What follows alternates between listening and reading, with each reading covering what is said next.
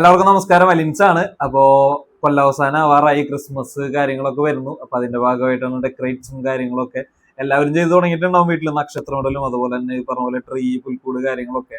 അപ്പൊ ക്രിസ്മസിന്റെ ഒപ്പം തന്നെ പുതിയ ഒരു കൊല്ലത്തിലേക്കാണ്, പുതുവർഷത്തിലേക്കാണ് നമ്മൾ കിടക്കാൻ പോകുന്നത്. 2025 കഴിഞ്ഞ് 2026 നമ്മൾ കിടക്കാൻ പോവാണ്. അപ്പോ 2026 നമുക്ക് കുറെ ഫിനാൻഷ്യൽ പ്ലാനിങ് ഉണ്ടാവും. അതുപോലെ നമുക്ക് കാർ മേടിക്കണം, അല്ലെങ്കിൽ പുതിയൊരു വീട് വെക്കണം, അല്ലെങ്കിൽ ഇത്ര രൂപ വെച്ച് സേവ് ചെയ്ത് തുടങ്ങണം. അങ്ങനെ പല പ്ലാനിങ്സും നമുക്ക് ഉണ്ടാവും.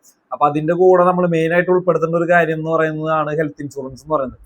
ഫിനാൻഷ്യൽ പ്ലാനിങ്ങിന്റെ ഒരു ആദ്യ ഘട്ടം എന്നുള്ള നിലയിൽ നമ്മൾ ചെയ്തിരിക്കേണ്ട ഒരു മസ്റ്റ് ആയിട്ടുള്ള ഒരു കാര്യമാണ് ഹെൽത്ത് ഇൻഷുറൻസ് എന്ന് പറയുന്നത്. ഇപ്പോഴും നമ്മുടെ സമൂഹത്തില് 90% ആൾക്കാരും ഹെൽത്ത് ഇൻഷുർഡ് എടുത്തിട്ടില്ല, അല്ലെങ്കിൽ ഹെൽത്ത് ഇൻഷുറൻസ് കവേർഡ് അല്ല എന്നുള്ളതാണ് സത്യം.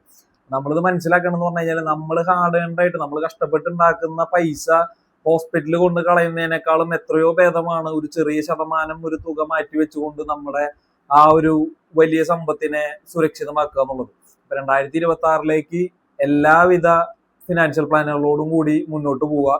അതുപോലെ തന്നെ അതിലെ ആദ്യഘട്ടം എന്നുള്ള നിലയ്ക്ക് 2025 തീരുന്നതിന് മുന്നേ തന്നെ എല്ലാവരും ഹെൽത്ത് ഇൻഷുറൻസ് എടുത്ത് കവേർഡ് ആവുക. ഇനി ഇതുപോലെ തന്നെ ഏത് പോളിസി എടുക്കണം, അതുപോലെ തന്നെ എന്തൊക്കെ കവറേജ് ഉണ്ട്, കാര്യങ്ങൾ അങ്ങനത്തെ എന്തെങ്കിലും ഡൗട്ടോ കാര്യങ്ങളോ ഉണ്ടെങ്കിൽ നമുക്ക് ഡയറക്റ്റ് മെസ്സേജ് ചെയ്യാം. നമ്മൾ അതിന്റെ കാര്യങ്ങളെല്ലാം ചെയ്യുന്നതാണ്.